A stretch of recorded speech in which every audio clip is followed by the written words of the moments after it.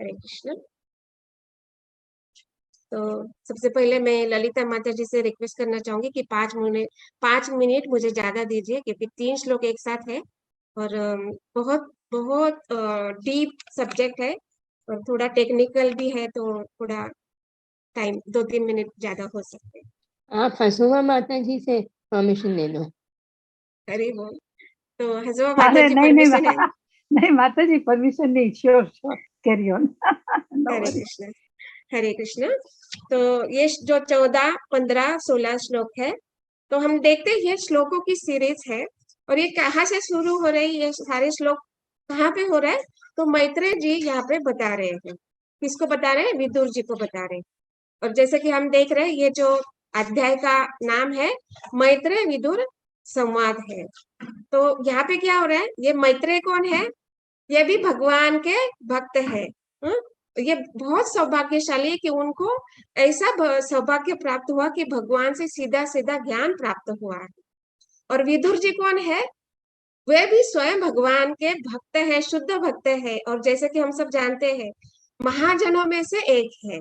That means ये दोनों भी शुद्ध भक्त है। और यहाँ पे क्या हो रहा है, दोनों का संवाद हो रहा है। और जैसे कि भगवत गीता में भगवान हमें हमें सिखा रहे हैं क्या, कि शुद्ध भक्त की जो चर्चा होती है उसको हमें सुनना चाहिए।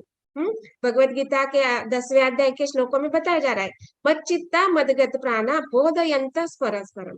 मतलब ये जो भगवान के जो शुद्ध भक्त होते हैं वो क्या करते हैं, हमेशा भगवान में अपना चित्त लगाए रखते हैं।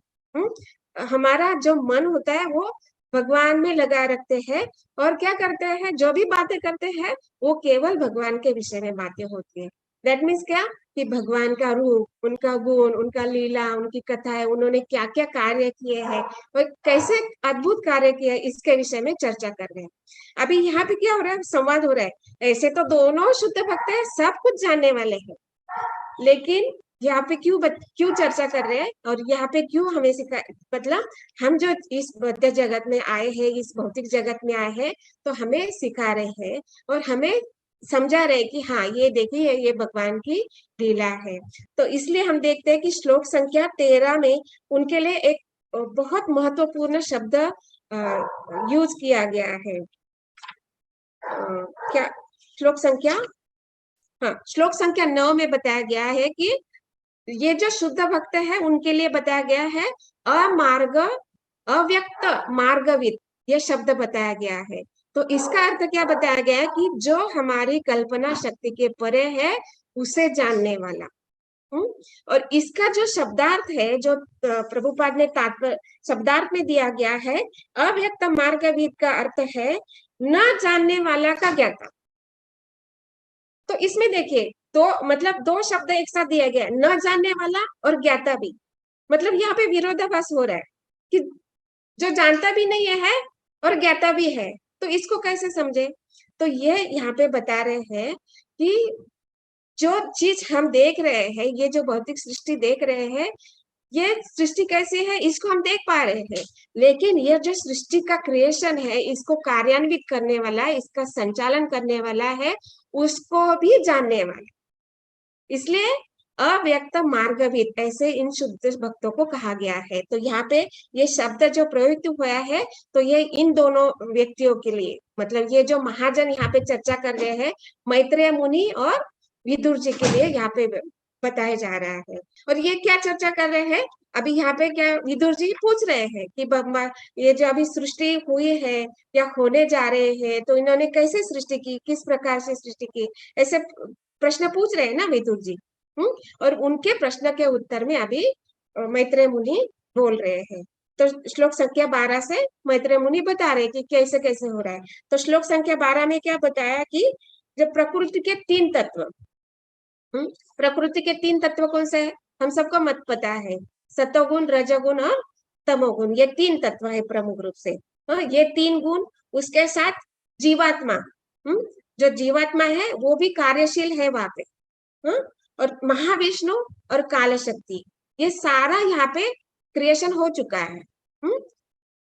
और यहाँ पे क्या हो रहा है, इनका ये क्या है, यहाँ पे सहयोग हो रहा है, किसका, जीवात्मा का, प्रकृति के 3 गुण महाविष्णु और काल के द्वारा। कैसे? तो जैसे कि हम वहां पे बहुत सुंदर एग्जाम्पल दिया जाता है, जो कुम्हार का एग्जाम्पल दिया जाता है ना, कि प्रकृति द्वारा अनेक अनेक गुण है, वहां पे जीवात्मा उपस्थित है, और वो जो कुम्हार है मतलब भगवान की शक्ति जो है, महाविष्णु जो है, वो वहां पे वो अभी क्रिएशन करने वाले हैं। ये सारे वहां पे उपस्थित है। कैसे होने वाला ये सारा कार्य? काल के द्वारा होने वाला है। तो ये सारी शक्ति यहाँ पे उपस्थित है। अगले श्लोकों में क्या बताया जाता है, 13 श्लोकों में, कि ये अभी यहाँ पे गुण प्रकृति उपस्थित है, जीवात्मा उपस्थित है, काल शक्ति भी है, महाविष्णु भी है।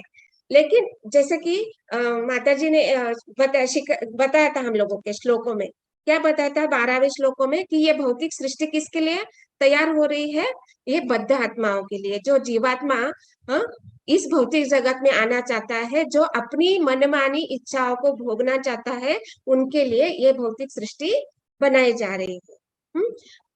ये और इसमें भागवतम में अनेक अनेक उदाहरण दिए जाते हैं। जैसे कि एक बहुत सुंदर उदाहरण दिया जाता है कि जब कोई शरारती लड़का होता है और वो कुछ कार्य करना चाहता है, तो माता पिता क्या करते हैं, उसको कोई खिलौना दे देते और बोलते हैं ठीक है, तुम्हें खेलना है ना, ये लो, खेलो इसके साथ में। ऐसे ही भगवान क्या कर रहे हैं, तुमको स्वामी बनने का भाव हो रहा है, इसलिए ऐसे जीवात्माओं के लिए भौतिक सृष्टि का सृजन यहाँ पे कर रहे हैं। क्या बोल रहे हैं, ठीक है, आपको स्वामी बनने की इच्छा है, जाओ, इस भौतिक जगत में मैंने आपके लिए निर्माण किया है, वहां पे जाओ, वहां पे आपकी जो इच्छा है वो करो, और वापस आपको आना है। तो इसके लिए वहां पे सारी सुविधाएं भगवान जीवात्मा के लिए दे रहे हैं। और साथ ही क्या बोल रहे हैं, ये जो खिलौने जैसा हमें भौतिक सृष्टि भगवान ने यहाँ पे निर्माण किए है। और साथ भी और क्या क्या दिया है, भगवत धाम वापस जाने के लिए, क्योंकि इस जगत में आने के बाद हम भूल जाते हैं, जीवात्मा भूल जाते हैं, तो इसके लिए क्या देते हैं, भगवान ने धाम दे रखे हैं, भगवान ने गुरु दे रखे हैं, शास्त्र दे रखे हैं, तुलसी महारानी है, ऐसे जो तत्व है ये जीवात्माओं के लिए दे रखे हैं, जिससे इनको सुनकर, उनको देखकर, उनका जो उपयोग करके वापस भगवान को स्मरण करने के लिए सारे वस्तुएं भगवान ने दे रखी है। ऐसे नहीं कि खिलौना दे दिया तो पूरा भूल जाना है, उधर में रहना है, नहीं, वापस आना भी है। तो इसलिए यहाँ पे क्या हो रहा है, अभी जीवात्मा क्या कर रहा है, मनमानी इच्छा कर रहा है वो कि हमें भी स्वामी बनना है। तो इसके लिए अभी तो जीवात्मा जो है अंश स्वरूप में, उसमें कोई शरीर नहीं है, उसमें कोई आकार नहीं है।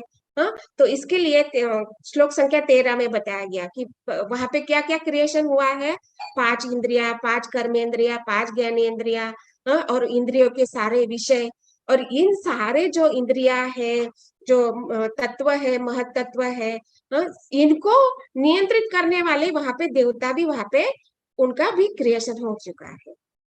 ये सारा यहाँ पे बताया जा रहा है। अभी 14वां श्लोक में क्या बताया जा रहा है, कि ये जो अभी सारी वस्तुएं वहां पे है, वो सारी वस्तु वहां पे ऐसी है, पड़ी है वहां पे, लेकिन वहां पे कोई हलचल नहीं हो रही है। वैसे बताया जा रहा है ना, कि 12वें श्लोक में बताया जा रहा है कि जीवात्मा की अदृश्य क्रियाशीलता, मतलब वहां पे जीवात्मा है, उनके वहां पे जो तत्व है, जो 16 तत्व बताए जाते हैं यहाँ पे, कर्मेंद्रिया, ज्ञानेन्द्रिया, विषय वस्तु और देवा, जो इंद्रियों को नियंत्रित करने वाले सारे जो देवता है वहां पे, लेकिन वो सारे ऐसे ही पड़े हैं। अभी वहां पे कोई सृष्टि नहीं हुई है। ये ब्रह्मा जी ने कोई क्रिएशन नहीं किया है अभी तक, वो सारी वस्तु ऐसी है। तो ये जो सारी वस्तु जब भगवान की शक्ति से एकत्रित हो जाती है, तो ये सारी जो वस्तु है एक प्रकार से सारी भगवान के शक्ति से संगठित हो जाती है। जैसे कि यहाँ पे बताया जा रहा है, क्या अलग अलग रहकर ब्रह्मांड की रचना में असमर्थ होने के कारण ये सारी चीजें वहां पे निर्मित हो चुकी है, लेकिन उनमें कोई शक्ति नहीं है कि वो अभी कोई क्रिएशन कुछ वहां पे हो जाए, या फिर कोई उनका संयोग हो जाए, ये भी उनके पास अभी शक्ति नहीं है। तो यहाँ पे क्या हो रहा है, अलग अलग रहकर ब्रह्मांड की रचना करने में असमर्थ होने के कारण वे परमात्मा की शक्ति के संयोग से संगठित हुए। अभी वहां पे क्या है, भगवान की शक्ति से संगठित हुए, मतलब वहां पे क्या हो गया, अभी वो सारी वस्तु है, जैसे कुम्हार क्या करता है, पहले मिट्टी ले आता है, पृथ्वी मतलब पानी लेके आता है, वहां पे जो चक्र होता है, लाठी होता है, वो सारी वस्तु है, लेकिन वो ऐसी पड़ी है, लेकिन कुम्हार ही नहीं है तो वो घड़ा बनेगा क्या, नहीं बनेगा ना। उसी प्रकार ये सारी वस्तु है वहां पे, और अभी वहां पे क्या हो रहा है, भगवान की शक्ति वहां पे आ गई है, और वो सारी वस्तु एकत्रित हो चुकी है, और वो किस रूप में एकत्रित हो गए, तो उसको कहा गया है हेमम अंडमम। हाँ? तो इसको कहा जा रहा है, वो अंड के रूप में, एक सुनहरा अंड के रूप में वो अभी सारी एकत्रित हो चुकी है सारी वस्तुएं। और ये एक यहाँ पे एक ही, जैसे 15वां श्लोक में बताया जा रहा है, एक ही अंड की बात हो रही है, लेकिन अगर हम देखें तो ये सारी जो अंडे है, तो बहुत सारे असंख्य नंबर में वहां पे उपस्थित है, ये जो ब्रह्मांड है ये असंख्य नंबर में है। और ये 15वां श्लोक में हमें एक ही अंडा के बारे में बताया जा रहा है। 15वें श्लोक में क्या बताया जा रहा है, यह चमकीला अंडा 1000 वर्षों से भी अधिक काल तक अचेतन अवस्था में कारनार नव के जल में पड़ा है। अभी हमें एक अंडे के बारे में बताया जा रहा है, जो ब्रह्मांड कहते हैं उसको, और उसको श्लोक संख्या 16 में बताया गया है कि उसको हिरण्यगर्भ कहा जाता है। ये जो ब्रह्मांड है, जो सुनहरा जो अंडा है, उसको कहा गया है हिरण्यगर्भ। तो ये जो है, ये क्या है, ये कारनार नव के जो जल है उसमें पड़ा रहता है। अभी यहाँ पे बताया जा रहा है क्या, कि परमेश्वर की शक्ति से। तो मैं एक प्रश्न पूछना चाहूंगी कि ये जो परमेश्वर की शक्ति है, और ये जो अंडा बना है वहां पे, ये सारी वस्तुओं से लेकर, हाँ, और ये कारनार नव के जल में है, तो ये परमेश्वर की शक्ति में, तो यहाँ पे कौन से विष्णु है, 3 विष्णुओं को हम जानते हैं, तो यहाँ पे कौन से विष्णु है, गर्भोदकशाही विष्णु माता जी। नहीं, गर्भो- महाविष्णु, महाविष्णु। हाँ विष्णु महाविष्णु के पास तो थे ना, मगर जब गर्भोदक्षाई विष्णु तो अंडे से निकलेंगे ना, तो महाविष्णु। ओके गर्भोदकशाही विष्णु जब माता जी एंटर करेंगे तब हलचल शुरू होगा, ऐसा है। हरे कृष्णा, गर्भोदक्षाई विष्णु वहाँ पे लेटे हुए हैं। हरे कृष्णा। ओके तो ओके, थैंक यू। तो यहाँ पे मैं कहना चाहूंगी कि ये कारनार नव जल में है, तो यहाँ पे महाविष्णु हाँ है। विष्णु है। अभी गर्भोदकशाही विष्णु ने उस अंड में प्रवेश नहीं किया है, क्योंकि वहां पे कोई कार्य नहीं हो रहा है, कोई हलचल नहीं हो रहा है, क्योंकि श्लोक संख्या 12 में बताया गया कि जीवात्मा की अदृश्य क्रियाशीलता, वहां पे कोई क्रिया नहीं हो रही है, बस वहां पे ऐसे पड़े हैं अचेत अवस्था में। और इस बताया ना इस श्लोक संख्या 15 में क्या, कि वो अचेत अवस्था में पड़ा है, वहां पे कोई कार्य नहीं हो रहा है, लेकिन वो सारे एकत्रित हुए तो किस भगवान की शक्ति से, तो कारनादक्षाई के शक्ति से, और वो कारनार नव में है, तो ये जो है महाविष्णु, जिनको कारनादक्षाई विष्णु भी कहा जाता है। तो ये कारनादक्षाई विष्णु के शक्ति से वहां पे वो अंड के रूप में वहां पे ये सारी शक्तियां एकत्रित हो चुकी है, और ये जो है ये हजारों वर्ष से वहां पड़े, और हजारे ब्रह्मांड मतलब अंड है वहां, तो एक ही बात नहीं हो रही, ये अनेक अनेक अंड वहां पे है। और उसके बाद जब वहां पे सृष्टि होने वाली है, तो तात्पर्य में क्या बताया जा रहा है, इस श्लोक से प्रतीत होता है कि सभी ब्रह्मांड कारनार नव में तैर रहे हैं। और तात्पर्य में प्रभुपाद जी ने लिखा, सॉरी अनुवाद में लिख रहे हैं, तब भगवान ने इसके भीतर गर्भोदकशाही विष्णु के रूप में प्रवेश किया। जब ब्रह्मांड अभी वो वहां पे क्रिएशन हो गया, तभी वहां पे गर्भोदक, मतलब ये जो कारनादकशाही विष्णु है, कारनार नव में लेटे हैं, वहां पे ब्रह्मांड अनेक अनेक ब्रह्मांड उत्पन्न है, वो अभी गर्भोदकशाही का रूप लेकर गर्भोदकशाही बनकर उस अंड में प्रवेश करने वाले। तो ये यहाँ पे बताया जा रहा है। तो पहले महाविष्णु ने अंड बना दिया, और उसके बाद अभी गर्भोदकशाही विष्णु वहां पे उस अंड में प्रवेश करने वाले, ये यहाँ पे बताया जा रहा है। और अभी श्लोक संख्या 16 में बताया जा रहा है कि गर्भोदकशाही विष्णु की नाभि से 1000 सूर्यों की दीप्ति सदृश प्रकाशमान एक कमल पुष्प प्रकट हुआ। अभी देखिए, ये ब्रह्मांड जैसे हम जानते हैं ना, ये ब्रह्मांड अंडाकार का है, और इसमें पूरा 14 लोक है। हम सब देख चुके हैं, सेकंड कैंटो में हम लोगों को सब बता चुका है, मतलब सिखाया गया है। और उसमें 14 भुवन है, और उसमें क्या हो रहा है, अभी गर्भोदकशाही विष्णु ने प्रवेश किया है, लेकिन ये सारी जो तत्व है वो ऐसे के ऐसे पड़े हैं। अभी वहां पे गर्भोदकशाही विष्णु ने अभी कोई कार्य करना शुरू नहीं किया है। अभी करने वाले इस श्लोक 16 में करने वाले क्या करने वाले, अभी उन्होंने प्रवेश किया है और अभी क्या कर रहे हैं कि उनके नाभि से अभी कमल निकलेगा। और उस कमल में क्या कौन उत्पन्न हो रहा है, उस कमल में ब्रह्मा जी। ब्रह्मा जी उत्पन्न हो रहे हैं। तो उसमें बताया जा रहा है कि इससे जो प्रथम जीवात्मा प्रकट होगा वह ब्रह्मा जी होगा। तो दैट यहाँ पे बताया जाता है प्रथम जीव, दैट मीन्स उस जो कमल पुष्प है उसमें ब्रह्मा जी के साथ साथ अनेक जीवात्मा भी है, उपस्थित है। क्योंकि इस प्रथम बोला गया है। प्रथम कब बोला जाता है कि मतलब अनेक नंबर है, एक से ज्यादा है तभी एक नंबर बोला जाता है ना। दैट मीन्स प्रथम कहा गया, तो ब्रह्मा जी प्रथम जीव है और बाकी सारे जीवात्मा है और वो भी वहां पे उपस्थित है। और यहाँ पे ब्रह्मा जी के लिए बहुत महत्वपूर्ण शब्द यूज किया गया है, स्वराट कहा गया है उनको, स्वराट। तो स्वराट किसको कहते हैं, जो पूर्ण रूप से स्वतंत्र है, सर्वशक्तिमान है। और ऐसे कौन है पूर्ण रूप से स्वतंत्र और सर्वशक्तिमान, कौन है? भगवान भगवान। ब्रह्मा। हाँ, भगवान है सर्वशक्तिमान और स्वतंत्र रूप से कार्य करने वाले। हाँ, इस भौतिक जगत में रहते हुए भी वो इस जगत में नहीं रहते हैं। इसलिए उनको स्वतंत्र कहा गया है, स्वराट कहा है। और यहाँ पे भी ब्रह्मा जी के लिए वो स्वराट शब्द प्रयुक्त हो रहा है। दैट मीन्स क्या कि वो भगवान की कृपा से ब्रह्मा जी को इतनी शक्ति प्राप्त हुई है कि वो इस जो अभी जो ब्रह्मांड की ये जो सृष्टि की वहां पे वो निर्माण करने वाले हैं। इसलिए और ये भगवान ने उनको शक्ति प्रदान की है, इसलिए ब्रह्मा जी का यहाँ पे स्वराट शब्द प्रयुक्त हुआ है। हाँ, ये इसलिए। और अभी क्या करने वाले, वो जो शक्ति भगवान ने उनको दे रखी है उस शक्ति के परिणाम स्वरूप क्या हो रहा है, इस जो 14 भुवन है ये जो ब्रह्मांड में सृष्टि अभी ब्रह्मा जी करने वाले हैं, ये यहाँ पे बताया जा रहा है। अभी देखिए ये मतलब हम सोच सकते हैं ना कि हाँ कितना मतलब यहाँ पे सारी वस्तुएं, सारी इंद्रिय देवता है जो इंद्रियों को नियंत्रण करने वाले हैं, जीवात्मा है, काल भी है, भगवान भी है। तो 2 प्रकार के विष्णु भी हम लोगों ने सुने, कौन से, गर्भोदकशाही और कारणोदकशाही या महाविष्णु हम यहाँ पे सुन रहे। तो ये कितना हम लोगों को थोड़ा सा क्लिष्ट लगता है ना कि ये कैसे लोग सोचते हैं ना कि हाँ सारी मतलब जो साइंटिस्ट लोगों की थ्योरी है क्या कि बिग बैंग थ्योरी, जो एक वस्तु दूसरे पे कोलाइड हो जाती है तो क्रिएशन होता है। तो अभी देखिए यहाँ पे तो सारी वस्तुएं यहाँ पे उपस्थित है ना, सारे तत्व उपस्थित है, लेकिन वहां पे कार्य हो रहा है क्या? नहीं हो रहा है ना।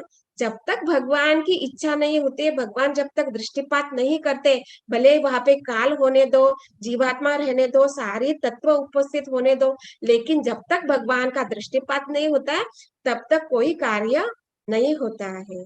तो ये हमें समझना होगा। और ये कैसे समझेंगे, जब ऐसे शुद्ध भक्त चर्चा करेंगे। कैसे शुद्ध भक्त, अतत्व मार्गविद, मतलब जो हम सृष्टि, इस भौतिक सृष्टि को हम देख पा रहे हैं, जितना हम समझ पा रहे हैं, ऐसे सृष्टि को भी हम नहीं देख पाते हैं, नहीं समझ पाते हैं। हम अपने आप में जो हम खाना खा रहे हैं वो कैसे डाइजेस्ट होता है, कैसे ब्लड बनता है, हम कैसे श्वास लेते हैं, इसको हम जान सकते हैं क्या? हमारी छोटी से दिमाग से, छोटे से मेंदू से हम नहीं समझ सकते। तो हम कैसे समझेंगे कि ये सारा सृष्टि और कैसे भगवान कार्य कर रहे हैं और सारे इंद्रियां कैसे एक साथ जुड़ आती है। और ये सारे इंद्रियों का बात नहीं है, यहाँ पे क्या है, भगवान को तो इतना सोचना है कि हर एक जीव का अपना अपना कार्य भी है, उसका पिछले जन्म का कर्म भी है।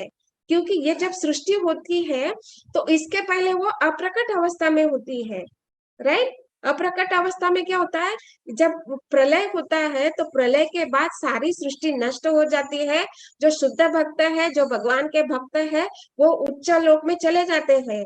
लेकिन जो नीचे के लोक में जो जीवात्मा है, वो सारे के सारे क्या होता है, पुनः महाविष्णु के गर्भ में चले जाते हैं। और वो कैसे रहते हैं, वो अपने जो स्वरूप है उसी जीवात्मा स्वरूप में, अंश रूप में वैसे ही रहते हैं। हाँ, लेकिन वहां पे उनका कोई शरीर नहीं होता है, कार्य करने के लिए कोई इंद्रिय नहीं होता है। और वहां पे अभी ब्रह्मा जी को फिर भगवान इच्छा करेंगे कि चलो अभी ये सारे जीवात्मा ऐसे ही पड़े हैं, तो इनको कोई ऐसी परिस्थिति दे देते हैं कि वो कार्य करे और मुझ तक वापस आए, क्योंकि वो नित्य बद्ध जीव है। तो उनके लिए भगवान अभी सृष्टि कर रहे हैं। हाँ, और ये हम देख रहे हैं कि यहाँ पे अभी ब्रह्मा जी सृष्टि करेंगे, और ये सारे तत्व जो है वो मिलने के आने के बाद जब इंद्रिय, क्योंकि हम जीव क्या चाहता है, वो जो जीवात्मा वहां पे भगवान के शरीर में जो है वो कार्य करना चाहता है। कैसे कार्य करना है? जीवात्मा के दो ही कार्य होते हैं, एक तो भगवान की भक्ति करना या इंद्रिय सुख करना, ये भोग करना। ये दो ही कार्य कर सकते, इसका अलावा कोई तीसरा कार्य नहीं कर सकता वो। तो जो शुद्ध भक्त है वो तो चले गए, लेकिन ये जो यहाँ पे फंसे हुए हैं भगवान के नाभि कमल में, तो वो उनके लिए सृष्टि की जा रही है। तो ये जब सृष्टि ब्रह्मा जी करने वाले हैं, वो जो जीवात्मा भी उस ब्रह्मा जी के साथ में जो छोटे छोटे स्वरूप में जो जीवात्मा है, तो वो इंद्रिय उनको प्राप्त होने वाली, तो कैसी इंद्रिय प्राप्त होने वाली है? उनके पिछले जन्म के कर्म के अनुसार। उन्होंने पहले प्रलय के पहले कैसे कर्म किए हैं उसके अनुसार करने वाले। तो हम सोच सकते हैं कि भगवान को कितना कैलकुलेशन करना पड़ता है। तो 84 लाख योनियां है, 84 लाख योनियों में अगर एक योनि पकड़ ले, मनुष्य योनि, मनुष्य योनि में कितने कितने प्रकार के कर्म होते हैं, और उसमें वहां पे क्या हो रहा है?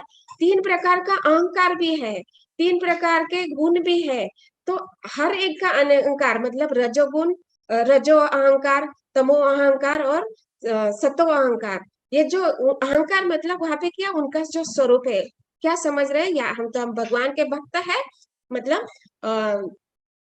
क्या बोलते हैं उसको, अहंकार को क्या कहेंगे? ईगो। हाँ, राइट। तो भौतिक फॉल्स जगत ईगो, में हाँ, फॉल्स भौतिक ईगो। जगत में फॉल्स ईगो है। तो ये जो मिथ्या अहंकार है, मिथ्या अहंकार के कारण यहाँ पे भौतिक सृष्टि होने वाली।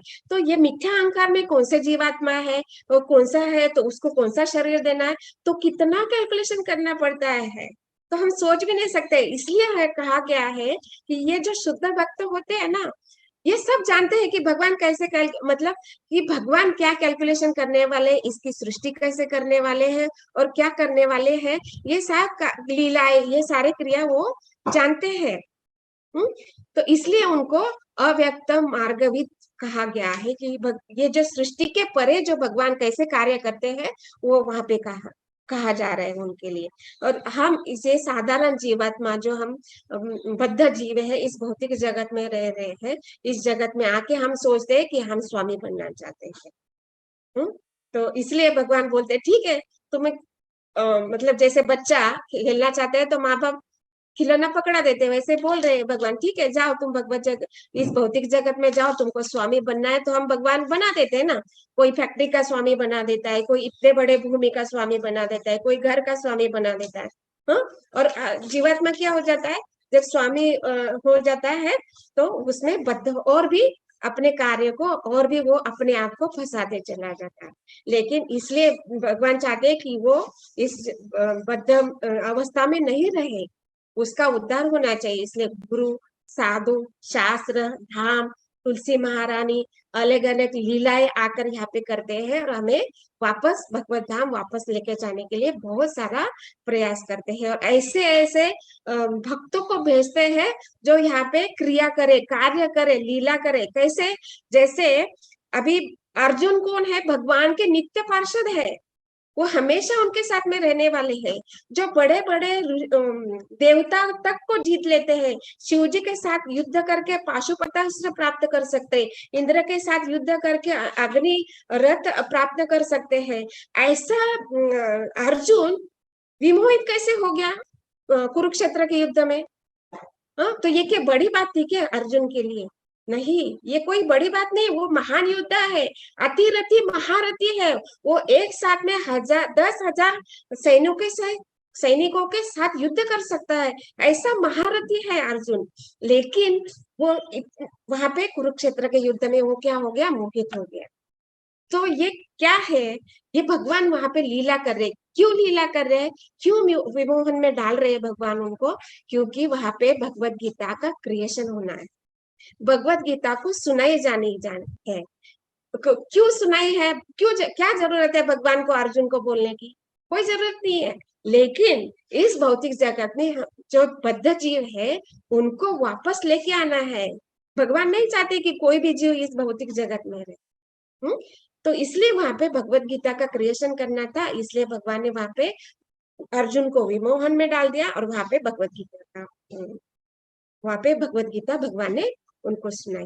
ऐसे ही अभी यहाँ पे देखिए परीक्षित महाराज कौन है? भगवान के शुद्धतम भक्त है, इतने विशेष भक्त है कि उनके बारे में क्या कहे, कोई उनका बराबरी का कोई हो ही नहीं सकता। क्यों नहीं? क्योंकि वो ऐसे विशेष भक्त है कि जन्म मतलब इस भौतिक जगत में प्रकट होने से पहले ही गर्भ में ही माता उनको भगवान का दर्शन मिल गया। तो ऐसा कोई विशेष जीव है अब तक कोई शास्त्र में? नहीं है। और दूसरे प्रकार से क्या है कि उनको पता है कि मेरा मृत्यु कब होने वाला है। इस भौतिक जगत में कोई नहीं बोल सकता है कि मेरा मृत्यु कब होने वाला है, लेकिन परीक्षित महाराज को पता है कि मेरा मृत्यु कब होने वाला है। और कैसे वो कहाँ पे उत्पन्न, उनका कहाँ पे जन्म हुआ है? अत्यंत पुण्यवान ये जो पांडव है उनके कुल में उनका जन्म हो रहा है। और कौन है यहाँ पे? भागवतम में बताया जाता है कि ये जो पांडव है ना, अर्जुन तो सखा है, भगवान के सखा है, तो दोनों समवयस्क हैं, तो दोनों का वह एक जैसा होने के कारण वो फ्रेंड्स बन जाते हैं। लेकिन यहाँ पे भागवतम में बताया जाता है कि जो युधिष्ठिर महाराज है वो भगवान कृष्ण से, ये भौतिक कृष्ण की बात हो रही है, कि भगवान से 3 साल से बड़े हैं। ये भौतिक दृष्टि की बात हो रही है। तो हम समझ सकते हैं कि जब ये डिसाइड करना था कि भगवान को अभी इसके लिए अश्वमेध यज्ञ, राजसूय यज्ञ के लिए भगवान का वो जो स्थान होना चाहिए, तो वहां पे दिया जाना है, तो भगवान युधिष्ठिर महाराज की बात मानकर वो स्थान ग्रहण करते हैं, स्वीकार करते हैं।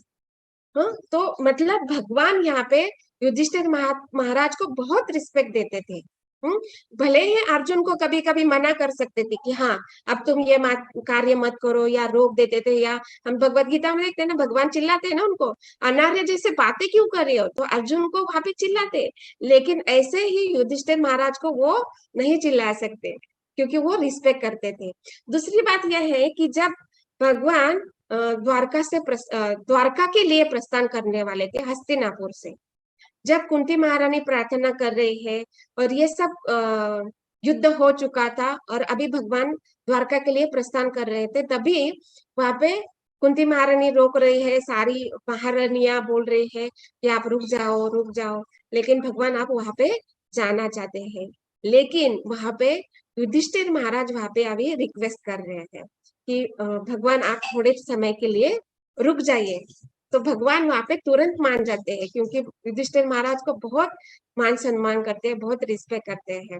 और उसके बाद फिर वो जो भगवान है उनको राजा महाराजा जैसे वस्त्र पहना के भगवान उनको भीष्म देव के सामने लेके जाते हैं, क्योंकि वहां पे भगवान को पता है, ये युधिष्ठिर महाराज को भी जो कंफ्यूजन हो रहा है कि अभी मैंने इतने सारे नर संहार किया है क्योंकि मुझे राज्य देना है, इसके लिए ये सारा कार्य हुआ है, तो इसके लिए मैं ही जिम्मेदार हूँ, क्योंकि बहुत सारे बच्चे अनाथ हो चुके हैं, बहुत सारी स्त्रियां विधवा हो चुकी है। क्यों हुआ है? मुझे राज्य मिलने के लिए, मेरे सिंहासन पर स्थित होने के लिए ये सारा हुआ है। ऐसा विमोहन भी भगवान ने ही वहां पे क्रिएट किया है। और वो क्यों क्रिएट किया है? क्योंकि यहाँ पे भगवान दिखाना चाहते हैं कि मेरे जो शुद्ध भक्त है वो बहुत बहुत शुद्ध है, उनका महिमा कैसे बढ़ाया जाए। जैसा अर्जुन का बढ़ाया, परीक्षित महाराज का बढ़ाया, वैसे ही अभी भीष्मदेव का बढ़ाने वाले हैं। कैसे? कि शरक शैया पर लेटे हैं, और वो शरक शैया भी कैसे है कि 2 बाण के अंदर एक उंगली भी नहीं डाल सकते, इतने क्षर उनके शरीर में चुभे हुए थे। और उस अवस्था में चाहते थे भगवान कि भीष्मदेव युधिष्ठिर की सांत्वना करे, युधिष्ठिर को ये सारे जो धर्म है, क्योंकि अभी राजा बनने जा रहे हैं, तो शासन कैसा करना है, हर धर्म का क्या होता है, कैसे कर्तव्य को निभाना है, ये सारे उपदेश वहां पे भगवान चाहते थे कि भीष्मदेव युधिष्ठिर महाराज को करें। तो ये भगवान की लीला है। और ये अभी शुद्ध भक्त है कौन, युधिष्ठिर महाराज, भीष्मदेव, ये यहाँ पे उनका चर्चा हो रहा है। ऐसे ही यहाँ पे विदुर और मैत्रेय मुनि चर्चा कर रहे हैं। और क्या चर्चा कर रहे हैं कि भगवान ने कैसे सृष्टि की। ब्रह्मा जी की सृष्टि कैसे होने वाली विदुर से जानते हैं, मैत्रेय मुनि भी जान रहे, लेकिन ये हमारे लिए है कि कैसे, क्योंकि हम इस भौतिक जगत में आके हम सोचना चाहते हैं कि हाँ ये ऐसा हो सकता है, वैसा हो सकता है। मतलब हम क्या करते हैं, अपने मनोधर्म से सोचते हैं कि हाँ ऐसा हुआ होगा, वैसा हुआ होगा, लेकिन नहीं। यहाँ पे शास्त्र में बताया जा रहा है, ये भगवान के शुद्ध भक्त यहाँ पे चर्चा कर रहे हैं और वो हमें ज्ञान प्रदान कर रहे हैं कि नहीं ये इस प्रकार हुआ है। तो ये ऐसा कोई तत्व लेके एक दूसरे पर वो कोलैड होके कोई क्रिएशन नहीं होता है भाई। यहाँ पे भगवान की शक्ति की जरूरत है। सारे भले तत्व उत्पन्न क्यों न हो, वहां पे उपस्थित क्यों न हो, लेकिन जब तक भगवान इच्छा नहीं करेंगे, जब तक भगवान सोचेंगे नहीं कि मैं यहाँ पे कोई कृपा दृष्टि डालू, तब तक वहां पे कोई नहीं होने वाला, कोई कार्य नहीं होने वाला। ये बात यहाँ पे समझाया जा रहा है। तो यहाँ पे ये सारी चीजें समझने के लिए, ये सारी वस्तुएं, ये भगवान के जो शुद्ध भक्त यहाँ पे चर्चा कर रहे हैं, और क्या चर्चा कर रहे हैं और कैसे चर्चा कर रहे हैं, इसको जानना है। तो हमें क्या करना है, क्या करना पड़ेगा ये सब समझने के लिए? श्रवण करना है scriptures, you have to read the scriptures and take the shelter of bona fide. गुरु से सुनना है। हाँ, हरि बोल, हरि बोल, हरि बोल। तत्पदी प्रणिपातेन यस, हरि बोल, परिप्रश्नेन हरि। सेवाया। बहुत सुंदर। तो यही सारा कार्य करना है, क्या, गुरु की शरण जाना है, भगवान की शरणागत होना है, गुरु से सुनना है, उनसे ज्ञान प्राप्त करना है। और ये जो सत्संग है, भगवान का नाम है, उनका रूप है, लीला है, ये शुद्ध भक्तों से श्रवण करना है। तभी हम ये सोच सकते हैं कि हाँ ये भौतिक जगत है, ये कैसा है, दुखालयम अशाश्वतम, ये अपरा है, यहाँ पे हमारा कोई कार्य नहीं, हम बस आए हैं और जैसे आए हैं वैसे हमें वापस जाना है, यहाँ पे फंसना नहीं है। और ये जो बंधन यहाँ पे कार्य से बंधन होने वाला है, इसमें से हमें कैसे निकालना है, इसलिए गुरु आते हैं, शास्त्र है। तो ये नित्यम भागवत सेवया, इसलिए हमारे लिए ये है ये सब। इसलिए माता जी ने हमारे लिए, माता जी को, आप सबको किसी को लगता है माता जी को ये सब चीजें करने की जरूरत है? नहीं है। माता जी उस लेवल पर है, लेकिन ये हमारे लिए है। अभी देखिए ना, माता जी वृंदावन में है, वो अकेले नहीं है वहां पे, हम सब उनके साथ में है, वो हमारे लिए कार्य कर रहे हैं। हाँ, तो ये गुरु का स्वभाव होता है। गुरु कभी भी जो अपने लिए मतलब कष्ट उठाते हैं। अभी देखिए माता जी वीडियो दिखाती है, चल रही है, इतना दौड़ दौड़ के चल रहे, और उनका श्वास का जो वहां पे हम आवाज सुन सकते हैं कि माता जी को कितना तकलीफ, परेशान, श्वास लेने के लिए भी परेशानी हो रही, लेकिन बोल सकते थे ना कि नहीं मुझे बहुत श्वास लग रहा है, मैं रुक जाती, लेकिन उन्होंने ऐसा किया नहीं किया। उन्होंने हमें, हमारे लिए भगवान का दर्शन देने के लिए दौड़ दौड़ के, भाग भाग के, भले वहां पे कोई सुविधा नहीं है, जाने के लिए ना सुविधा है, ना आने के लिए सुविधा नहीं है, फिर भी ये हमारे लिए कार्य। तो ये गुरु का स्वभाव होता है। वो इस भौतिक जगत में जो फंसे जीव है, इसको बाहर कैसे निकाले, वो अपने लिए कितना ही कष्ट क्यों ना हो, उसको सहन करने के लिए तैयार है। तो ये है गुरु के स्वभाव। और ये भगवान का कृपा है कि हमें ऐसे गुरु प्राप्त हुए हैं। तो हम कितने सौभाग्यशाली।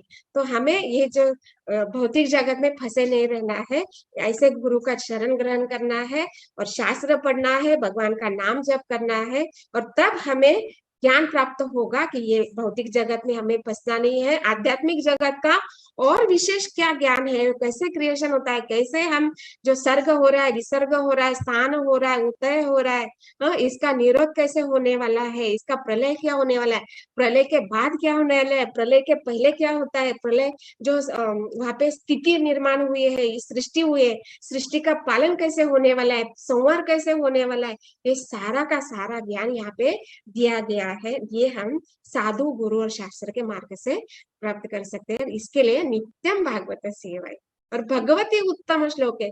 इससे बढ़कर क्या हो सकता है? ये इन श्लोकों से बढ़कर क्या हो सकता है? 2 लाइन का श्लोक है, लेकिन कितना इसमें ज्ञान भरा हुआ है। अगर 2 लाइन में से इसमें 16 शब्द है, तो 16 शब्दों में से अगर हम एक शब्द भी ले लेते तो एक शब्द में बहुत बड़ा ज्ञान भरा हुआ। तो यही प्रभुपाद जी बोलते हैं, read my book, read my book, read my book. क्यों बोलते हैं? क्योंकि हर एक शब्द, हर एक पन्ने पर भगवान की लीला बताई गई, भगवान के विषय में बताया गया है। इसलिए प्रभुपाद जी बोल रहे, अगर आपको इस जगत में, भौतिक जगत से छूटना है, तो मेरे पुस्तकों को आपको पढ़ना है। तो इसके लिए हम माता जी को बहुत बहुत धन्यवाद देना चाहेंगे कि ये सौभाग्य है हमारा कि माता जी ने हमारे लिए ये सब कार्य कर रहे हैं। तो हरे कृष्णा, श्रील प्रभुपाद की जय। हरे कृष्णा। ग्रंथराज श्रीमद् भागवतम की जय। हर कृष्णमयी माता जी।